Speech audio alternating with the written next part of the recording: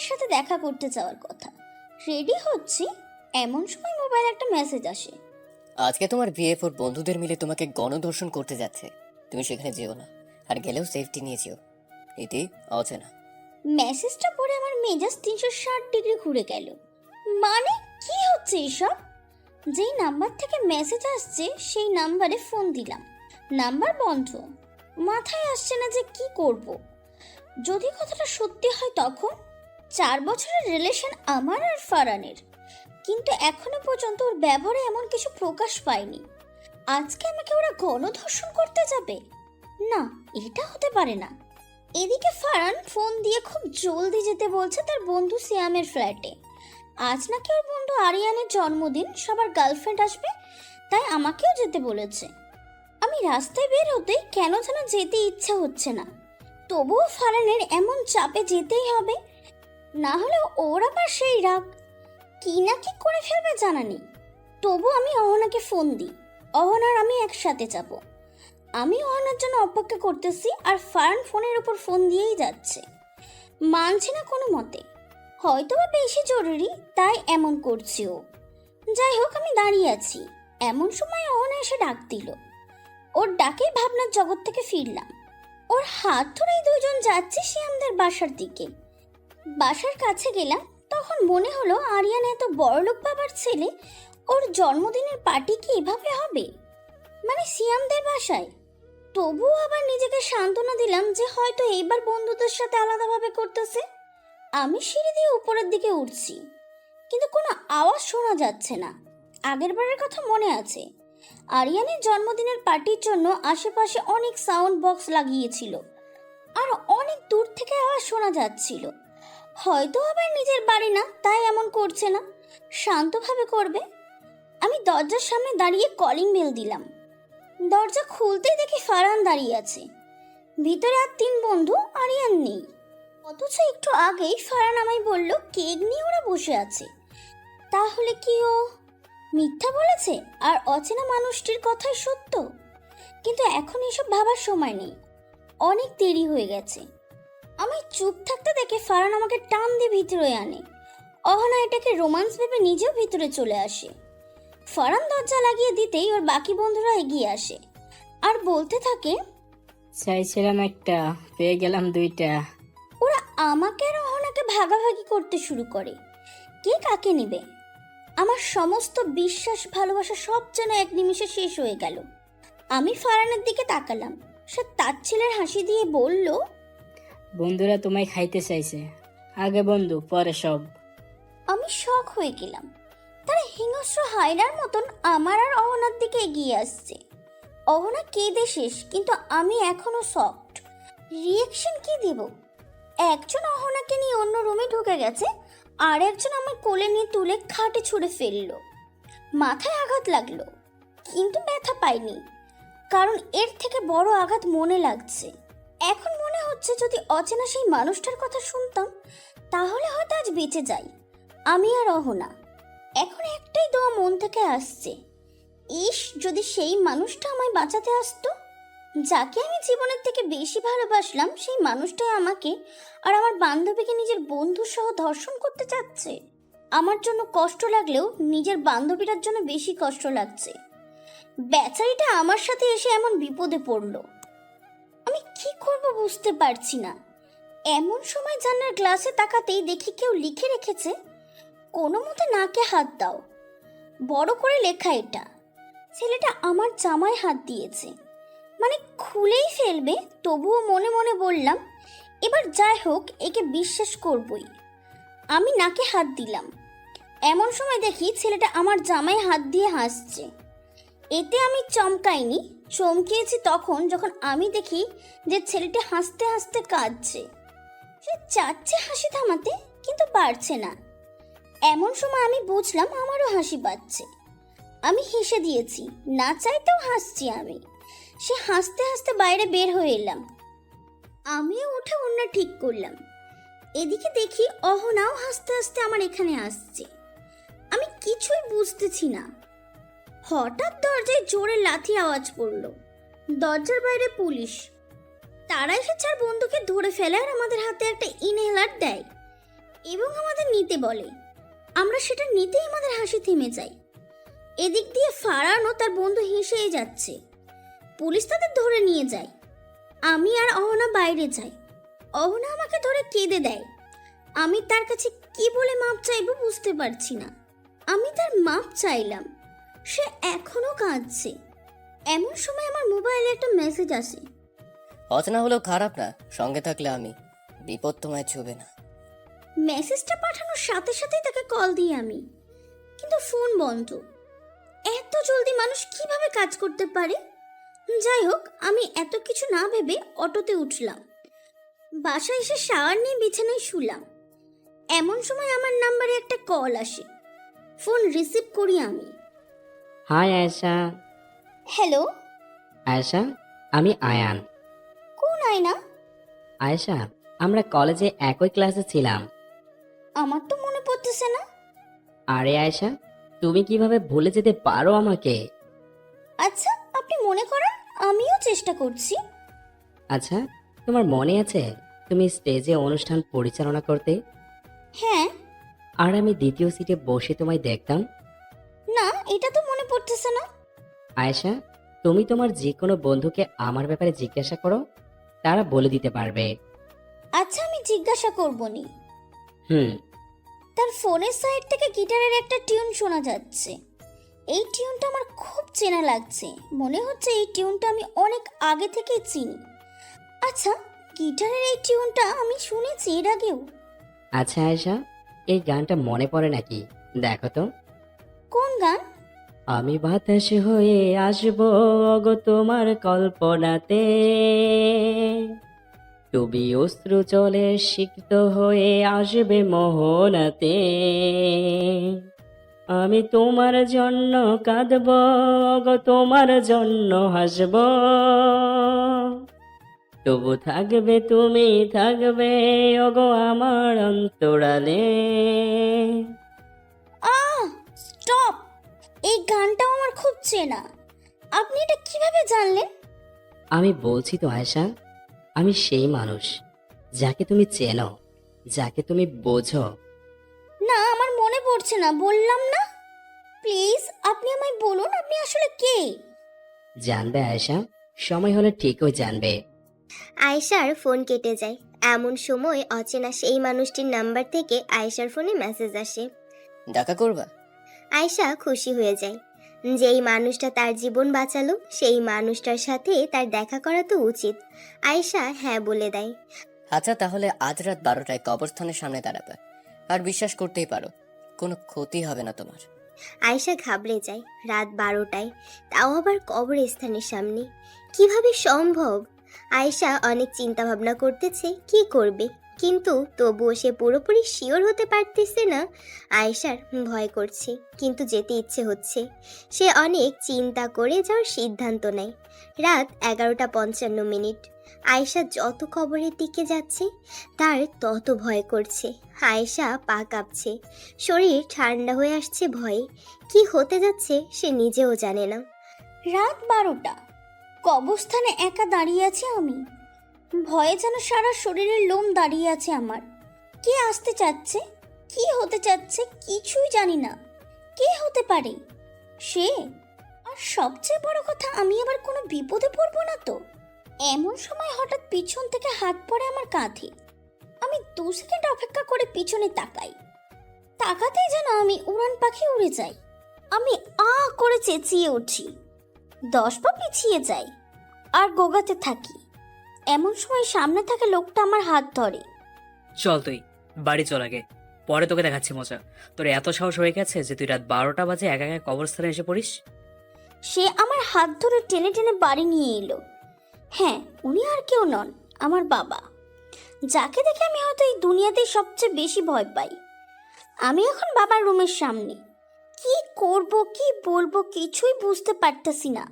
এতক্ষণ বাবা আমার সামনে বসেছিল, এখন বলল যাও রুমে যাও, অনেক রাত হয়ে গেছে, ঘুমাতে যাও।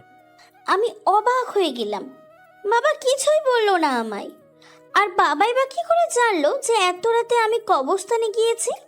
সে তো জানে আমি আরফাদের বাসায় যাব। যাই হোক, আমি রুমে এসে ফ্রেশ হয়ে শুয়ে আছি। এমন সময় আয়ানের নাম্বার থেকে কল আসে। আমি রিসিভ করে তাকে সব বলি। সে তো পুরো হাসতে হাসতে বেহুশ। কিন্তু এ কোন আয়ান আমি চিনতে পারতেছি না। বান্ধবীদের থেকে জিজ্ঞাসাও করা হলো না। যাই হোক, আয়ান আর আমার কথা এখনো চলে। হ্যালো। হ্যাঁ বলো। এখন বলো তো, তুমি আমাকে কি করে চেনো? আচ্ছা, তোমার মনে আছে আমি আর তুমি ঘুরতে গিয়েছিলাম লাকাত্তরায়? হ্যাঁ হ্যাঁ, আমি লাক্কতুরায় গিয়েছিলাম। কিন্তু কিন্তু কি? কিন্তু তুমি আমার সাথে ছিলে। হ্যাঁ, তুমি আর আমি হাত ধরে চা বাগান দেখলাম, তোমার মনে নেই? না আয়েশা, কি হলো তোমার? মানে সব ভুলে গেছো? না, আমি ভুল বলিনি। আসলে আপনি আমাকে চেনেনই না মনে হচ্ছে। আচ্ছা, আমার যাওয়ার সময় হয়েছে আয়েশা, আবার কাল কথা হবে। আবার নতুন কিছু দিয়ে তোমায় মনে করানোর চেষ্টা করব। সে কেটে দিল ফোন। কিন্তু আমার এখনো মনের মাঝে দুটো প্রশ্ন। কে এই আয়ান? আর কে সেই অচেনা কেউ? আর বাবা কি করে জানলো আমি কবরস্থানে গেছি? আমি সব চিন্তা নিয়েই ঘুমাই। ঘুম ভাঙে সকালে। ঘুম ভাঙতেই দেখি ফোনের স্ক্রিনে একটা মেসেজ। আয়শা, সাবধানে থেকো। কিছু হলে আমি ডিরেক্ট তোমায় বাঁচাতে আসতে পারবো না। এতেই হচ্ছে না। আমি মানে বুঝলাম না মেসেজের। আর কাল রাতের রাগ তো আছে। ধুর, কি যে বলে! আমার নাকি সাবধানে থাকতে হবে। আয়েশা উঠে ফ্রেশ হয়ে খাবার টেবিলে যায়। খাওয়া প্রায় শেষ পর্যায়ে। এমন সময় কলিং বেল বেজে ওঠে। আয়েশার আম্মু যায় দরজা খুলতে।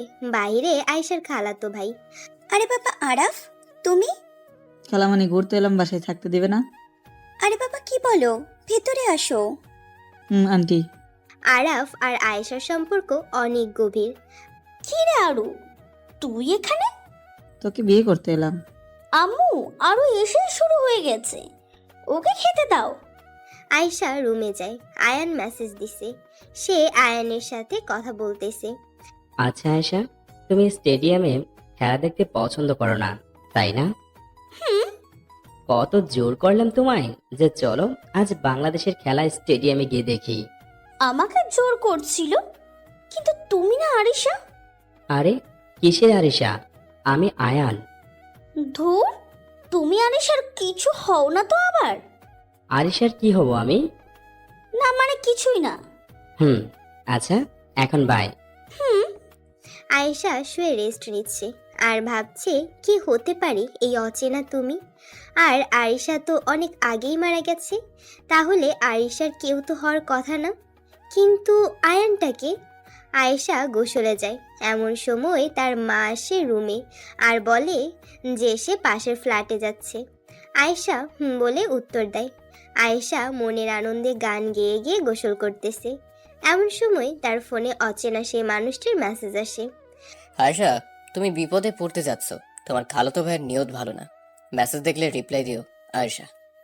আয়েশা বাথরুমে, কিছুই দেখতে পায়নি। এদিকে প্রথমবারের মতো সেই অচেনা মানুষটি ফোন দিছে আয়েশাকে। কিন্তু সে বাথরুমে। আয়েশা ফোনের আওয়াজ শুনে বাথরুম থেকে বের হতেই দেখে সোফায় আরাফ বসে আছে। সে শক্ত করে নিজের টাল বেঁধে নেয় আর বলে, আরু অন্য রুমে যাও। কিন্তু সে নড়েও না এক ফোঁটা। এবার আয়েশা ভয় পায়। আরু, তোকে যেতে বলছি না?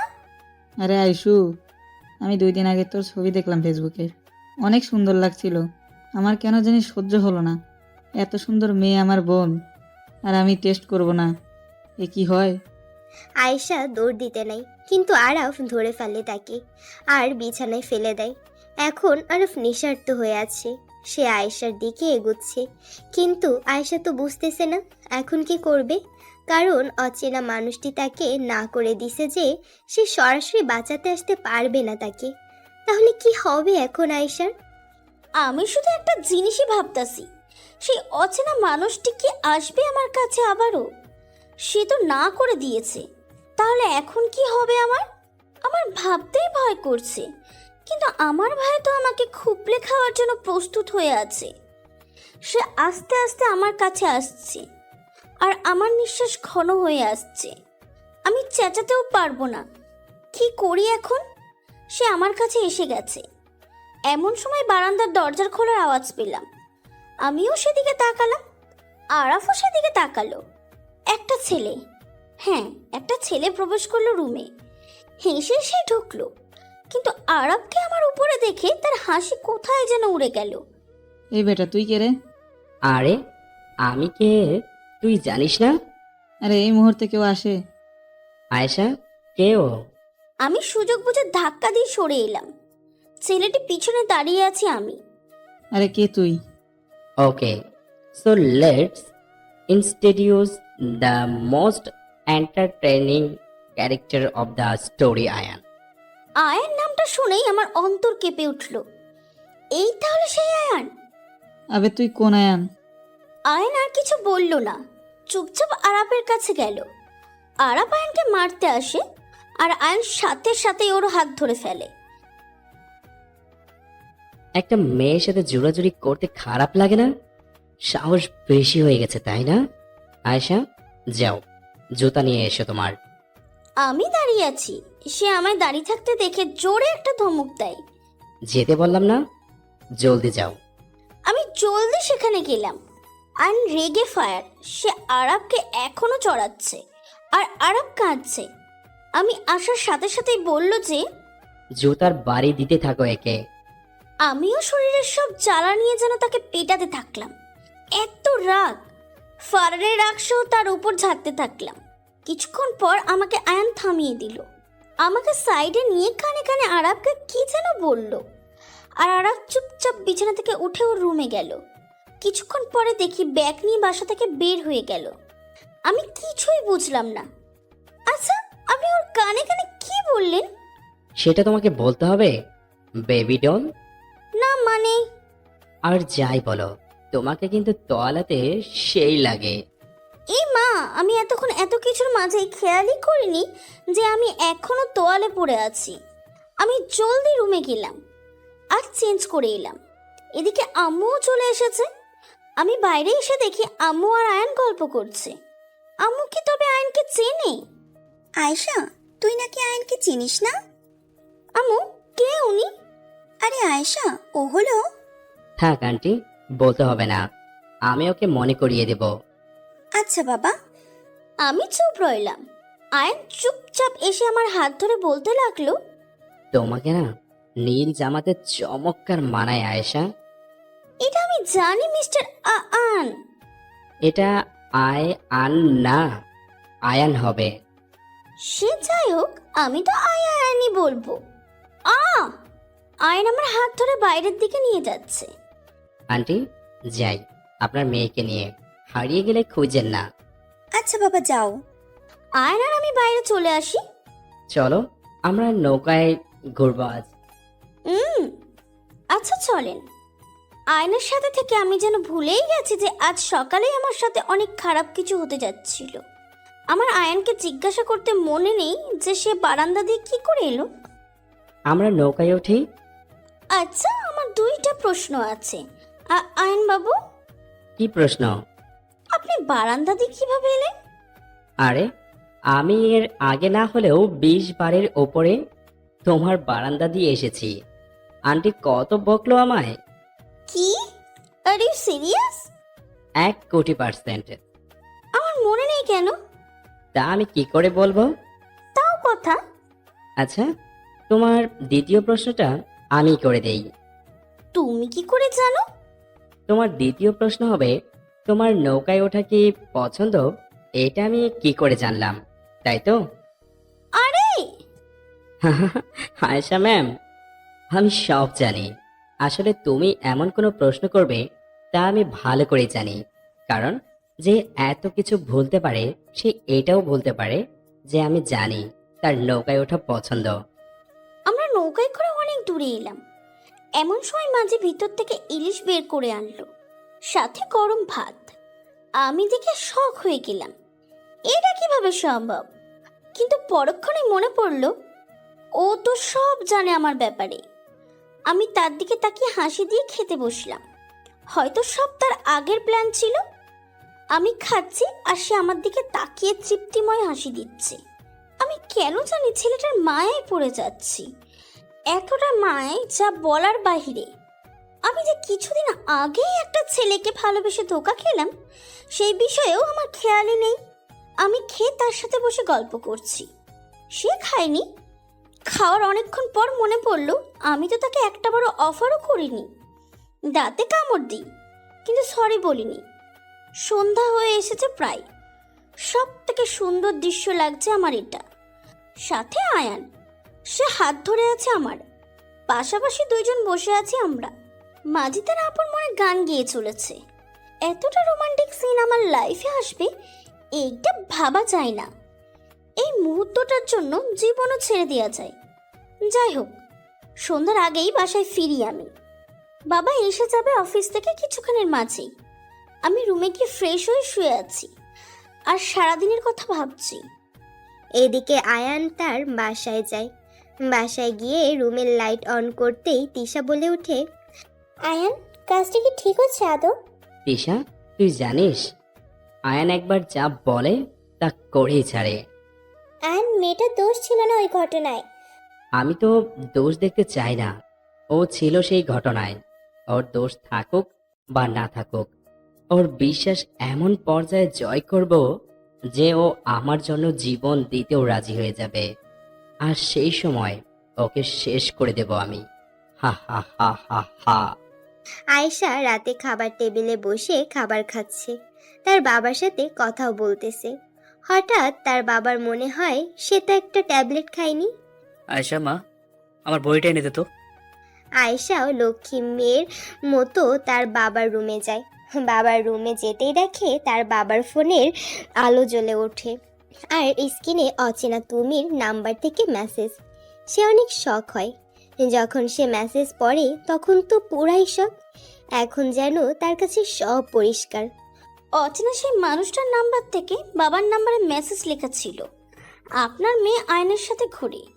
একটু উপরে গিয়ে দেখি সেই বাবাকে কবরস্থানে আমার যাওয়ার কথা জানিয়েছিল।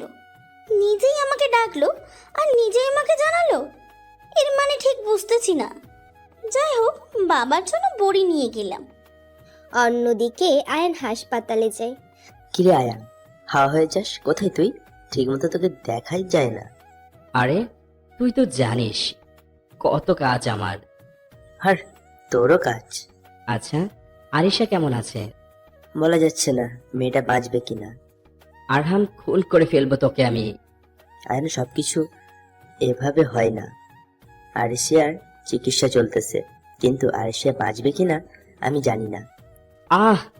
আয়ান রাগ করে চলে আসে আরিশার কাছে। আরিশাকে দেখতেই যেন আয়ানের সব রাগ চলে যায়।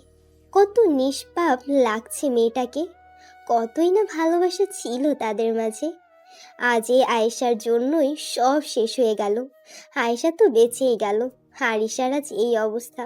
এমন সময় রুমে তিশা প্রবেশ করে। আয়ান, তুই আরিশার এই অবস্থার জন্য কেন আয়েশাকে বারবার দায়ী করতেছিস? দায়ী করতেছি না আমি তিশা, দোষ আয়েশারই। না আয়ান, সেটা শুধু একটা অ্যাক্সিডেন্ট ছিল, জাস্ট অ্যাক্সিডেন্ট। না তিশা, আজ আমার আরিশার এই অবস্থার জন্য শুধু আয়েশা দায়ী। আর আয়েশার আমি এমন অবস্থা করব না, কিন্তু তার আগে ওর বিশ্বাসটা অর্জন করতে হবে আমায় কড়াভাবে। তারপর আমি ও তার এই অবস্থাই করব, যেমনটা আজ আমার আরিশার হয়েছে। আগে বিয়ে করবো আয়েশাকে, তারপর ওর জীবনটাকে তিলে তিলে বিষিয়ে দেব আমি। কিন্তু এর মধ্যে আয়েশা যদি ভালো হয়ে যায় তখন? তখন আর কি, এই আয়েশা নামে মেয়েটাকে শেষ করে দেব। আয়ান, তুই এতটা নিচে নামতে পারতেছিস? আরিশা আমার অক্সিজেন তিশা, আর অক্সিজেন ছাড়া একটা মানুষ কিভাবে বাঁচে? আমি মারা গেছি, শুধু বেঁচে আছে জিন্দা লাশ হয়ে। আর এই লাশ নিজের জিদের আগুনে যে কাউকে জ্বালিয়ে পুড়িয়ে ছারখার করে দিতে পারে। আয়ান রাগে বেরিয়ে যাচ্ছে। যাওয়ার আগে আরহামকে শুধু জিজ্ঞেস করলো, আরহাম, আরিশার ঠিক হওয়ার সম্ভাবনা কত পার্সেন্ট? মাত্র 5%। সমস্যা নাই আরহাম, ঠিক হয়ে যাবে ও। ততক্ষণ না হয় আমি আমার কাজটা শেষ করে ফেলি। কি কাজ আয়ান? সেটা তোর জানতে হবে না আরহাম।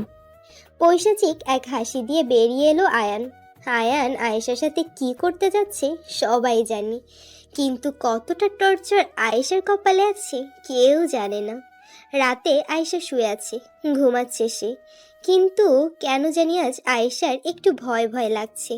সে না চাইতেও ভয় তাকে গ্রাস করে নিতেছে। সে স্বপ্নে দেখতেছে অনেক লোক একসাথে তাকে মারতে আসছে, কিন্তু কেউ তাকে মারতে পারতেছে না। কালো এক ছায়া তার হয়ে যুদ্ধ করতেছে। কিন্তু হঠাৎই সেখানে আয়ান এলো। আয়ানকে দেখে কালো ছায়াটাও ভয় পেয়ে গেল। আয়ান হাসছে কেমন করে। হঠাৎ আয়েশার চোখ খুলে যায়। সে উপরের দিকে তাকাতেই দেখে ফ্যানে একটা লাশ ঝুলছে, আর সেই লাশটা আর কারো নয়, আয়েশার নিজের। আয়েশার গায়ে লোম দাঁড়িয়ে যায়। সে বুঝতে পারতেছে না কি করবে সে গোঙাতে থাকে। লাশটি তার দিকে তাকিয়ে হাসছে। সে যেন ভয়ে নিস্তেজ হয়ে যাচ্ছে। হঠাৎ বারান্দার দরজা খুলে যায়। আয়ান এসেছে। উপরে তাকাতে দেখে লাশটি নেই। আয়েশা দৌড়ে গিয়ে আয়ানকে জড়িয়ে ধরে আর কাঁদতে থাকে। আয়ানও আয়েশাকে জড়িয়ে ধরে আর জিজ্ঞেস করে যে কি হয়েছে। আয়েশা সব বলে তাকে। আরে পাগলি, ওসব স্বপ্ন ছিল তোমার। না, আমি দেখেছি। সে আমার দিকে তাকিয়ে হাসছিল। আমি বললাম না স্বপ্ন ছিল সেটা। আয়েশা আয়ানের কথায় চুপ হয়। আয়ান আয়েশাকে নিয়ে খাটে বসে আর আয়েশার চুলে বিলি কেটে দিতে থাকে। আয়েশা আয়ানকে জড়িয়ে ধরে। আয়ান আস্তে আস্তে আয়েশার মাথার উপরের দিকে তুলে প্রথমে আয়েশার কপালে চুমু আঁকে। কেমন জানি এক অনুভূতি হতে থাকে আয়েশার। আয়ান আস্তে আস্তে আয়েশার ঠোঁটের দিকে এগোতে থাকে, যেন কোনো এক গভীর মুহূর্তের প্রস্তুতি নিতে যাচ্ছে তারা। হঠাৎ আয়েশার ফোন বেজে ওঠে আর তার ধ্যান ভেঙে যায়। আয়েশা ফোন হাতে নিয়ে দেখে যে আয়ান ফোন করছে। আয়েশা যেন 440 ভোল্টের ঝটকা খায়। আয়ান তো তার সামনে বসে আছে, তাহলে তাকে কে ফোন করলো? সে ফোন রিসিভ করতেই ওপাশ থেকে কেউ বলে ওঠে, আয়েশা, আমি তোমার বাসার নিচে, বারান্দায় দরজা খোলো, আমি উপরে আসবো। এবার আয়েশা আরো বড় ঝটকা খায়। যদি আয়ান নিচে থাকে তাহলে সামনের লোকটা কে? এমন সময় সামনে থাকা লোকটা হাসতে থাকে। আয়েশা ভয়ে খাট থেকে উঠে দরজার কাছে চলে যায়, কিন্তু দরজা খুলতে পারতেছে না। আর সেই লোকটা জোরে জোরে হাসছে। আয়েশা তো ভয়ে শেষ। তাহলে কি হবে এখন আয়েশার? আর এই লোকটি বা কে? আমার সামনেও আয়ান দাঁড়িয়ে আছে, আবার বাসার নিচেও আয়ান। মানে এ কেমন পরিস্থিতি আমি বলে বোঝাতে পারবো না। ভয়ে আমার গায়ের লোম দাঁড়িয়ে আছে। এতটা ভয় যা বলার বাইরে। সারা ঘরে হাসির আওয়াজ শোনা যাচ্ছে তার, কিন্তু হঠাৎ সব থেমে গেল। তার চোখ থেকে পানি পড়তেছে। আমি এখন আরো অবাক হলাম যে এতক্ষণ অত শব্দ করে হাসতে পারলো, সে এখন এভাবে কাঁদছে। আমি আবার স্বপ্ন দেখছি না তো? সে আমায় কি যেন বলতে চাইলো, কিন্তু হঠাৎ করে জোরে একটা আওয়াজ হলো আর সে রুমে নেই। আমি অনেক বড় শক খেলাম। শক সামলাতে না পেরে অজ্ঞানী হয়ে গেলাম।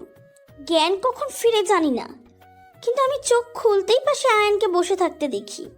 মা বাবা আমার সামনে। মা পায়ের কাছে বসে কাঁদছে আর বাবা ঘরে পায়চারি করতেছেন। আমাকে চোখ খুলতে দেখে তার মুখে হাসি ফুটে ওঠে। কি হয়েছে বলে সবাই আমাকে জিজ্ঞাসা করে। আমি শুধু বলি যে মাথা ঘুরে গিয়েছিল। সত্যিটা কাউকে বলি না। আয়ন বেশি সিরিয়াস ছিল। সে আমার থেকে যেন সত্যিটা শুনেই ছাড়বে। আমি অনেক কষ্টে না বলে থাকি। সবাই চলে যায়। একটু পরে রুম থেকে আয়ন আমার বাইরে ঘুরতে নিয়ে যেতে চাইলেও আমি যাই না। আমি রুমে শুয়ে আছি, সন্ধ্যা ছুঁই ছুঁই। এমন সময় বারান্দার দিকে নীলচে বাদামি রঙের পাখি আমার রুমে প্রবেশ করে। এমন পাখি আমি কখনোই দেখিনি এর আগে। পাখিটা এতটাই সুন্দর যা বলার বাহিরে। পাখিটা এসে আমার খাটের এক কোণে বসে। আমি প্রথমত একটু তাকিয়ে নিই তার দিকে। অদ্ভুত একটা সৌন্দর্য আছে পাখিটির। আমি তার দিকে তাকিয়ে আছি। এমন সময় পাখিটি কথা বলে ওঠে। আয়েশা বেবি। আয়েশা বেবি নামটা পাখিটির মুখে শুনে ততটাই শখ হই যতটা শখ আমি হইনি পাখিটির কথা বলাতে। আমি চিন্তাও করতে পারছি না এই নামে আবার আমাকে কেউ ডাকবে। ফারহান তো আমায় সেই একই নামে ডাকতো, কিন্তু ফারহান তো, আর এই পাখিটি কথা কিভাবে বলছে? নাকি আমি স্বপ্ন দেখছি? আমি এসব ভাবছি, হঠাৎ পাখিটা কথা বলে ওঠে আবার। আয়েশা বেবি, তুমি অনেকটাই শুকিয়ে গেছো। শরীরের কি যত্ন নেও না নাকি তুমি? আমি নেই। যত্ন নিলে তো শরীরের এই অবস্থা হতো না তোমার। আরে কে তুমি? কথা কিভাবে বলছো তুমি? আরে আজব ব্যাপার, আমি এক বিষয়ে কথা বলছি আর তুমি কথা উল্টো ভাবে নিচ্ছ। না মানে? অন্য কথা কেন ভিতরে আনো? আচ্ছা, একটা পাখি হয়ে কিভাবে কথা বলতে পারছো তুমি? আমি সব পারি, ভালোবাসতেও পারি, কিন্তু কষ্ট হলো যাকে ভালোবাসলাম তাকে পাওয়া হলো না। কি কি বলতে চাচ্ছ তুমি? খুব ভালোবাসতাম তোমায় আয়েশা বেবি, কিন্তু কিন্তু কি? কিন্তু পাখিটি কিছু বলতে যাবে তার আগেই কোথা থেকে যেন একটা ছুরি এসে তার গলায় লাগে আর পাখিটার মাথা ঘাড় থেকে পড়ে যায়। আয়েশা চমকে ওঠে, চেঁচিয়ে ঘুম ভেঙে যায় তার। অন্য ঘর থেকে তার মা বাবা চলে আসে। হ্যাঁ, আয়েশা স্বপ্ন দেখছিল। আয়েশার মা বাবা তাকে কিছু জিজ্ঞেস করলে সে সোজা সবটা উত্তর দিয়ে দেয়। সে যে খারাপ স্বপ্ন দেখেছিল। আয়েশার মা বাবা তাকে সন্ধ্যায় আর ঘুমোতে দেয় না। আয়েশা উঠে মোবাইল হাতে নেয়, সেখানে দেখে অচেনা কেউয়ের নাম্বার থেকে মেসেজ আসছে। রাতে মাকে সাথে নিয়ে ঘুমাবে, এখন তোমার অনেক বিপদ। আয়েশা বুঝে ওঠে না যে মানুষটি কিভাবে জানে তার সাথে কি হতে যাচ্ছে। এদিকে আয়ান আয়েশাকে দেখতে যাচ্ছে। হাসপাতালের ভেতরে ঢুকে আবার আরহামের সাথে দেখা তার। আরে আইন যে, আরহাম, আচ্ছা বাদে আমাদের খোঁজ নিতে ইচ্ছে হয় না নাকি রে? আরে আরহাম, তুই তো জানিসই আমি কেমন ব্যস্ত থাকি। আয়ান আয়েশার কাছে গিয়ে বসে। আরিশা, খুব মিস করছি রে তোকে। জানিস আরিশা, তুই আর আমি বৃষ্টিতে যে ভিজতাম, তুই যে আমায় বারবার ফেলে দিতি আর আমি তোকে ধাওয়া করতাম, এই দৃশ্যটা চোখের সামনে ভেসে ওঠে রে আরিশা। বারবার তোকে আমি কতটা ভালোবাসতাম, তুই কি জানিস না রে আরিশা? হ্যাঁ, আমি অনেক কষ্ট দিতাম তোকে, কিন্তু মন থেকেই তো ভালোবাসতাম রে আরিশা। কেন ছেড়ে গেলি তুই আমায়? কেন? ওই আয়েশার জন্য, তাই না? ওই আয়েশাকে আমি শিক্ষক করে দিব। তুই চিন্তা করিস না আরিশা, তোর থেকে অনেক খারাপ অবস্থা হবে তার। আয়ান উঠে পড়ে, সে নিজের আড্ডায় আসে। অনেক দিন পর এখানে এলো। আয়ান মদের বোতলটা হাতে নিয়ে খাওয়া শুরু করলো। কিছুক্ষণ পরেই আয়ানের পিয়ে আরহাম চলে আসে। স্যার, এতদিন পরে এলেন যে? ওই বেটা, তোকে কি আমার বিয়ে এমনি রাখছি? আমার খোঁজ নেস না তুই? আসলে স্যার, আমি ভাবতাম আপনি আপসেট থাকেন তাই। আসল কথা বল। স্যার, জিএফ এর সাথে একটু গ্যাঞ্জাম চলতেছে তো, তাই আর কি।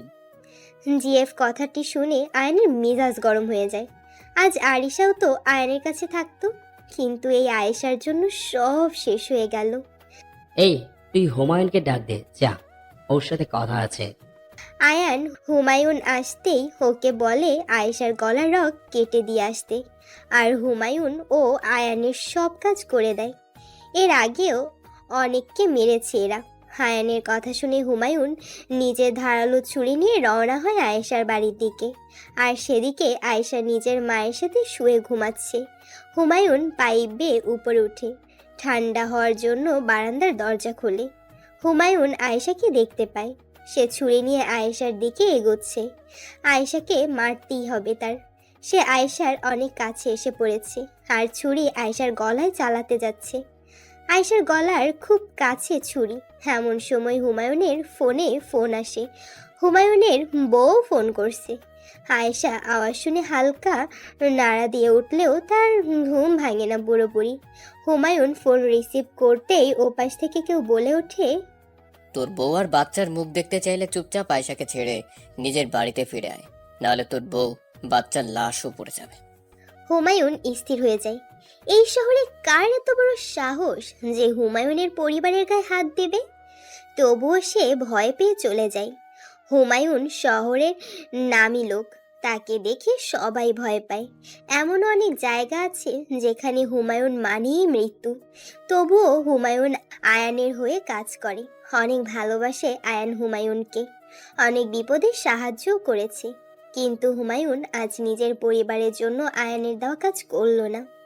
হুমায়ুন কিভাবে মুখ দেখাবে আয়ানকে, এটাই বুঝে উঠছে না। হুমায়ুন আয়ানের বাসায় গিয়ে দেখে আয়ান ঘুমিয়ে আছে। সে আর তাকে জাগায় না, সোজা নিজের বাড়ি চলে যায়। সকাল হতেই হুমায়ুন আয়ানের কাছে আসে। যখন হুমায়ুন আয়ানকে সব বলে, আয়ান শক হয়ে যায় যে সে আয়েশাকে মারতে বলেছে।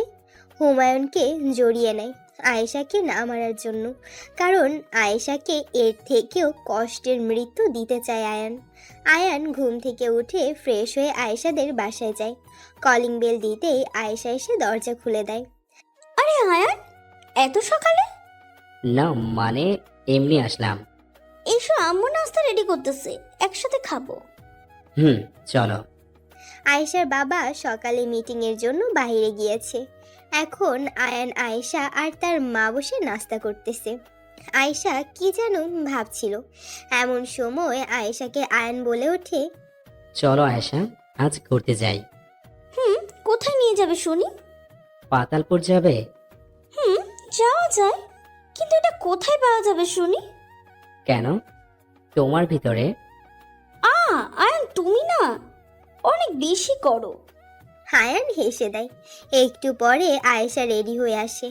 আজ নীল শাড়ি পরেছে আয়েশা, দেখে মনে হচ্ছে একদম যেন আকাশ থেকে পরী নেমে এসেছে। আয়ান আয়েশার হাত ধরে বসা থেকে বের হয়। তারা একটা রিক্সাতে উঠে চলতে থাকে। আচ্ছা আয়েশা, রিস্কাতে একটা ভয় পাওয়ার জিনিস আছে, জানো কি? রিক্সাতে ভয়? হ্যাঁ, এটা আবার কিভাবে?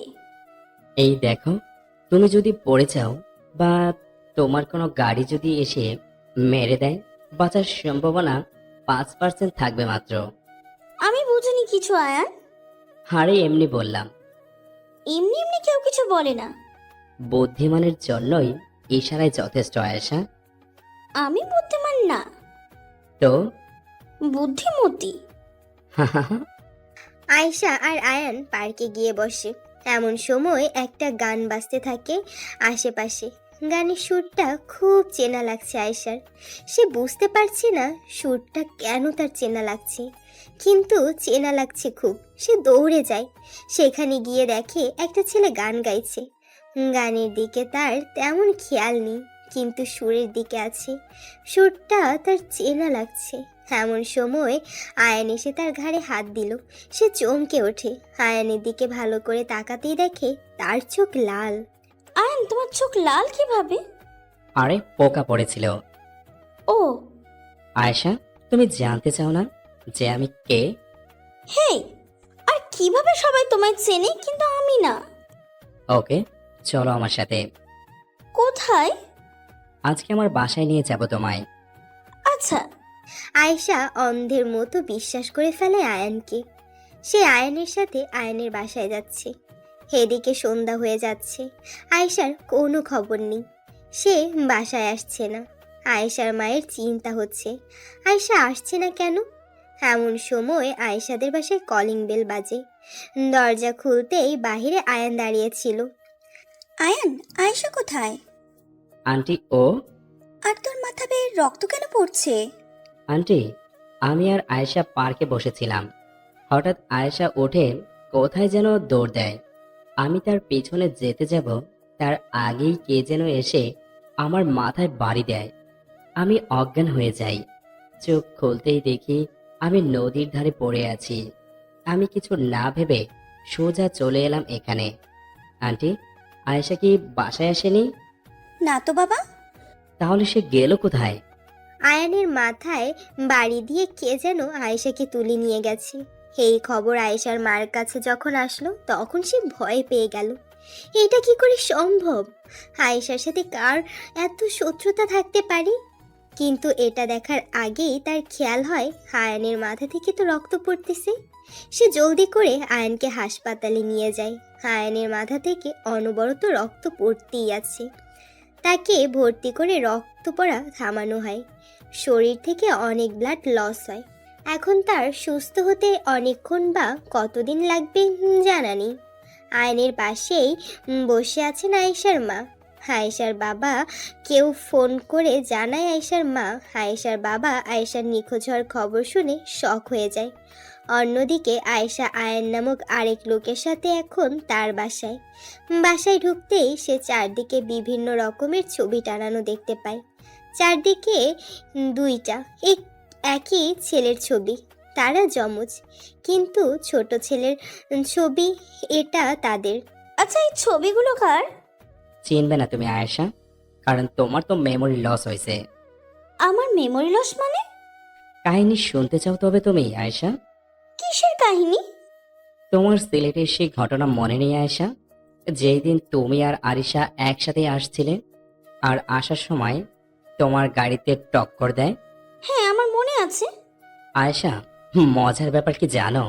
তোমার সব মনে আছে, শুধু আয়ান, ফারহান আর আমার প্ল্যানিং এর কথা মনে নেই আয়েশা। প্ল্যানিং মানে? কিসের প্ল্যানিং? আয়েশা ডার্লিং, সেই দিন তোমাদের অ্যাক্সিডেন্ট হয়নি, আমি করাইছিলাম। কি? আপনি? আর আপনি আয়ান না? হ্যাঁ আয়েশা, তুমি এখনো বোঝনি যে আমি আয়ান না। কি চান আপনি? আমাদের অ্যাক্সিডেন্টই বা আপনি কেন করিয়েছিলেন? I am the most disgusting character in the story আয়াত মুস্তাফিজ জিহান। আয়ান আর আপনি যমজ ভাই?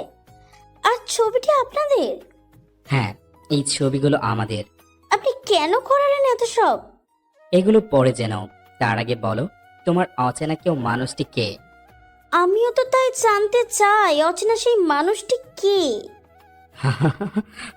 আলিফা জান্নাত আয়েশা, সেই মানুষটি আর কেউই নয়, আমি নিজে। তুমি সব বোঝো, কিন্তু এইটুকুনি বোঝো না, তোমার কানের দুলগুলো অনেক সুন্দর হয়, যেই দোকান থেকে কেনো অনেক সহজে তোমার পছন্দ হয়ে যায় সেখান থেকে, তাই না? আরে সেই সব আমার দেওয়া, যাতে মাইক্রোফোন লাগানো। এর মানে তুমি যা শোনো আমিও তাই শুনি। ইনফ্যাক্ট তোমার পরিবারের সবার কথা আমি শুনি, তাই সহজেই তোমায় আমি ফলো করতে পারছি। আমার কথা ছিল তোমার বিশ্বাস অর্জন করা এবং সেই বিশ্বাসকে এমনভাবে ভাঙা যা তুমি চিন্তাও করতে পারবে না। তুমি এতদিন আমার ভক্ত হয়েছিলে আয়েশা, আর আজ থেকে আমার কারাগারে থাকবে তুমি। না, আমি থাকবো না এখানে। দেখিস, আমার আয়ান এসে নিয়ে যাবে আমাকে ঠিকই। বাবু, আয়ান কখনোই আসতে পারবে না, সে আসতে চাইবেও না। সে নিজেও চায় তোমায় খুন করতে আয়েশা ডার্লিং। মানে? কেন? সেই দিন সিলেটে খেলা হচ্ছিল, আয়ান খেলা দেখার জন্য তোমায় আর আরিশাকে জোর করতেছিল, কিন্তু তোমার আর কি যেন একটা জরুরি কাজ ছিল, যার ফলে তুমি চলে আসতে চাইছিলে। কিন্তু আয়েশা কোনো মতেই তোমায় একা আসতে দিবে না, তাই সেও তোমার সাথে আসতে লাগলো। আমি যেন এদের চাঁদ হাতে পেয়ে যাই। আয়ানের কোনো ক্ষতি না করতে পারলেও আজ তার জান, তার অক্সিজেনকে ঠিকই আমার হাতের মুঠোয় পাবো। এমন সময় আমি তোমার ফোনে কল দেই। হ্যালো আয়েশা। জি, কে? তোমার বাবার অ্যাক্সিডেন্ট হয়েছে, জলদি আম্বরখানায় চলে আসো। তোমাদের যাওয়ার কথা ছিল একদিকে, কিন্তু আমি নিয়ে আসতেছিলাম আরেক দিকে। সেই ফোনটা আমি করেছিলাম আয়েশা, আর তুমি যখন ওই সেই ক্রস করলে, সাথে সাথে আমার লোক ট্রাক নিয়ে তোমাদের সিএনজি উড়িয়ে দিল। আমি শিওর ছিলাম না যে আরিশা মরবে, তাই তার মাথায় রড দিয়ে জোরছে আঘাত করি, কিন্তু তাও সে বেঁচে যায়, আর তুমিও। কিন্তু মজার ব্যাপার হলো, তুমি সবাইকে মনে রাখলেও ফারহানের সাথে তোমার ব্রেকআপের কথা আর আয়ানের কথা ভুলে যাও। আমি সেই সুযোগটাই কাজে লাগাই। ফারহান তোমার ভুলে যাওয়ার সুযোগ নিয়ে আবার সব ভালোভাবে ঠিক করে আর তোমার গণধর্ষণের চেষ্টা করে, কিন্তু আমি তোমায় বাঁচাই, কারণ এর থেকেও বড় শক তোমায় আমি দিব। মানে তোমায় দিয়ে আসল আয়নকে আমি শেষ করব। না, এ হবে না। আয়েশা ডার্লিং, এখন সবচেয়ে বড় শক খাবে তুমি, কারণ আয়ান এখন হাসপাতালে, আর আয়ান এরও আমি সেই অবস্থাই করেছি যা আরিশাকে করেছিলাম। আয়েশা ক্ষিপ্ত হয়ে আয়াতকে মারতে যায়, কিন্তু আয়াত আয়েশার হাত ধরে এবং রুমাল দিয়ে মুখ চেপে তাকে অজ্ঞান করে দেয়। এখন তোমার আরিশার পালা, হা হা হা হা। আয়ান এর মাথায় চোট তেমন বেশি না, 2-3 ঘন্টার মাঝে জ্ঞান ফিরবে। এদিকে আয়েশা যেই হাসপাতালে, সেই হাসপাতালে আয়াত যায়। যমজ ভাই হওয়াত আয়ানই ভাবছে, কি রে আয়ান, আরিসিয়াকে দেখতে এসেছিস? হুম, সারপ্রাইজ শুনবি? কি? আরিশা 80% সুস্থ, যে কোনো সময়ে জ্ঞান ফিরতে পারে। সত্য? আরিশাকে আমার বাসায় নিয়ে যাইতে হবে। কেন?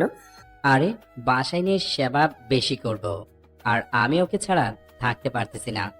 আরে ভাই প্লিজ। আচ্ছা, আমি দেখতেছি।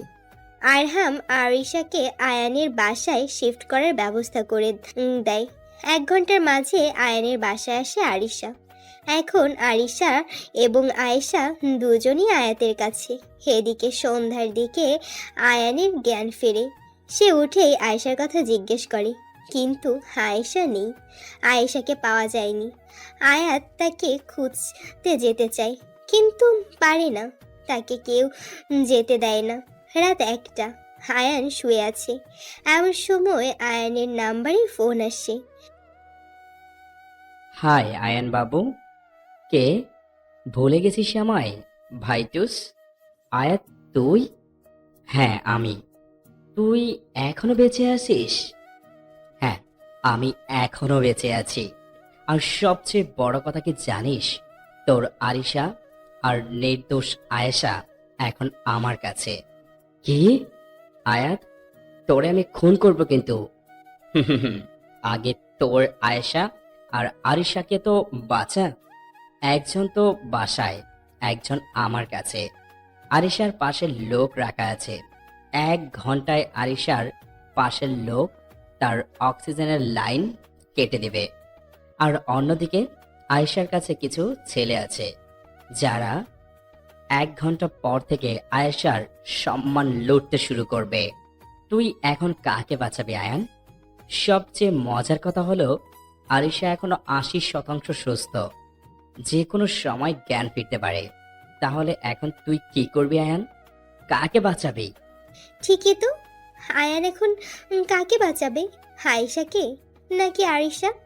আয়েশা আয়ানের জন্য বিপদে পড়েছে, আর আরিশা তার ভালোবাসা। তাহলে কি করবে এখন আয়ান? আয়ানের হাত 2টা অপশন, হয় তাকে আরিশাকে চুজ করতে হবে, না হলে আয়েশাকে। একদিকে কাজ করছে তার ভালোবাসা, আর একদিকে কতদিন ধরে একটা মেয়েকে ভুল বুঝে তাকে কষ্ট দেওয়ার সহানুভূতি। কোন দিকে যাবে সে কিছুই বুঝতেছে না। এমন সময় তার মনে হলো, আয়াত কেন তাকে ব্লক দিবে? সে তো সারা জীবনই চেয়েছিল আমায় যারা ভালোবাসে তাকে শেষ করে দিতে। এমনকি মা বাবাকেও আয়াতই হত্যা করে, কারণ তারা আমাকে বেশি ভালোবাসতো। এর মানে সে আমাকে যেখানেই নেবে না কেন কোনো ট্রাকে ফেলবে।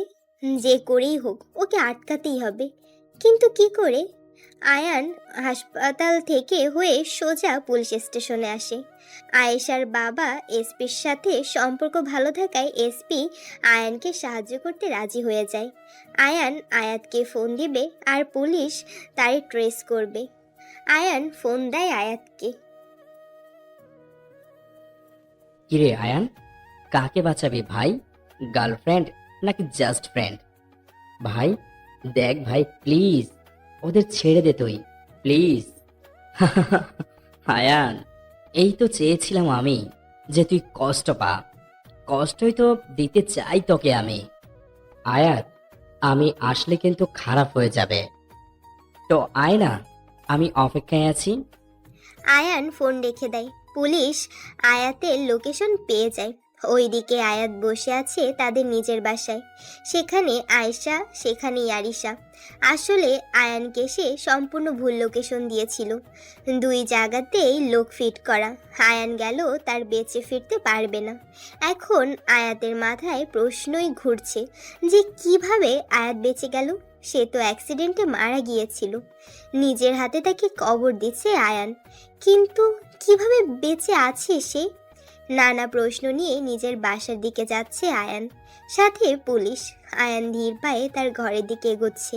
এদিকে আয়াত বারবার নিজের লোকদের ফোন দিয়ে কনফার্ম করতেছে যে আয়ান সেখানে গেছে কিনা, কিন্তু খবর না পেয়ে ক্ষিপ্ত হয়ে যায় সে। অপরদিকে আয়েশা ভাবতেছে অন্য কথা। আয়ান তাহলে আয়েশার বয়ফ্রেন্ড? তাহলে কি করে সব মনে রেখেও এটা ভুলতে পারে সে? তার মানে কি আরও কোনো কিছু সে ভুলে গেছে?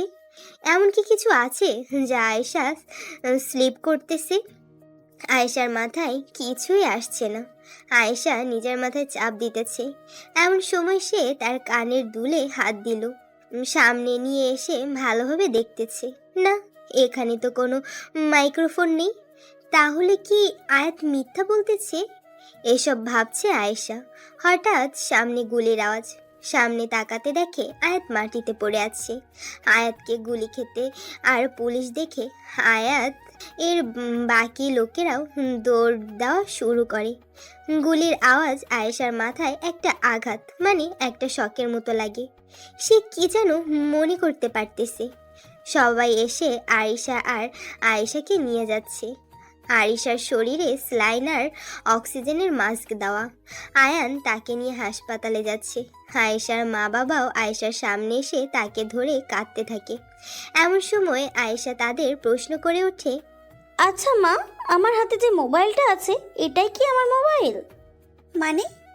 অ্যাক্সিডেন্টের আগেও কি এই মোবাইল আমার হাতে ছিল? না মানে, না, এটা নতুন কিনে দেওয়া হয়। আমার আগের মোবাইলটা কোথায় মা? তো ড্রয়ারে আছে। আয়েশা কোনো কথা না বলে বাসার দিকে দৌড় দিতে নেয়। হঠাৎ তার সামনে একটা ডায়েরি পড়ে, মানে সাইডে ছিল। সে দেখে ফেলে। সে ডায়েরিটা নেয়। সেটা পড়ে চরম শক খায় আয়েশা। না, অচেনা মানুষটি আয়াত না। সে ডায়েরিতে সব প্ল্যান বলে দিয়েছে আয়াতকে, যাতে সে নিজেকে আমার সামনে অচেনা কেউ দাবি করতে পারে। আমাকে কিডন্যাপ করার বুদ্ধিটা তারই ছিল। এর মানে হলো যে অচেনা মানুষটি অন্য কেউ। আয়েশা জলদি বাসায় গিয়ে ফোন ঠিক করতে দেয়। 2-3 ঘন্টার মধ্যে ফোন ঠিক হবে। আচ্ছা মা, আমার অ্যাক্সিডেন্টের পর আরশিরার এমন অবস্থা হলো, আমি বেঁচে গেলাম কি করে? মানে আমার কিছুই হলো না? আসলে মা, তোরও শরীরের কিছু অংশে সমস্যা হয়েছিল, যা কোথাও পাওয়া যাচ্ছিল না। তোর রক্ত ও নেগেটিভ, তাই তা পাওয়াও যাচ্ছিল না। অনেক রক্ত লাগতো। হঠাৎ কোথা থেকে যেন এক ছেলে এসে তোর যা যা লাগবে সে দিয়ে দিল। ডাক্তার তাকে বলেছিল যে তার মৃত্যুও হতে পারে, তাও সে নাকি ডাক্তারের পায়ে ধরে সব দিয়ে যায়। কিছুদিন পর তার মৃত্যু সংবাদ চলে আসে। আয়েশা যা ভাবছিল তাই। ছেলেটার নাম নীল। অনেক কিছু মনে পড়ে যায় আয়েশার, কারণ তার হাতে এখন তার নিজের ফোন। সেখানে সে নীল নামের ছেলেটির মেসেজগুলো দেখে। ছেলেটি রোজ আয়েশাকে মেসেজ দিত, কিন্তু আয়েশা পাত্তা দিত না। ফারহানের সাথে ব্রেকআপের পর তো আরও পাত্তা দিত না। সে লাস্টে এটাও লিখেছিল, তোমার জন্য জীবন হাজির আমার, চিন্তা করো না তুমি। আয়েশা তাও রিপ্লাই দেয়নি। ছেলেটির শেষ মেসেজ ছিল, আয়েশা, অনেক ভালোবাসি তোমায়। হয়তো আজকের পর তোমায় আর দেখবও না, কিন্তু তোমায় প্রতিদিন বাড়ির সামনে যখন দেখতাম না, কেন যেন মনে হতো আমি নিঃশ্বাস নিতে পারছি না। আর তুমি যারা, আমি নিজেকে কল্পনাও করতে পারি না। কিন্তু আজকের পর আর তোমায় দেখতে পারবো না আয়েশা, পারবো না। কিন্তু একটা জিনিস ভালোই হয়েছে, অন্য কোনো ছেলের সাথে আর তোমাকে দেখতে হবে না আমার, কারণ আমি আর থাকবো না দেখার জন্য। কোনো কারোর সাথে তোমায় দেখা যেন মৃত্যুর থেকেও বেশি ছিল। আজ থেকে আর সেই যন্ত্রণাটা হবে না আমার।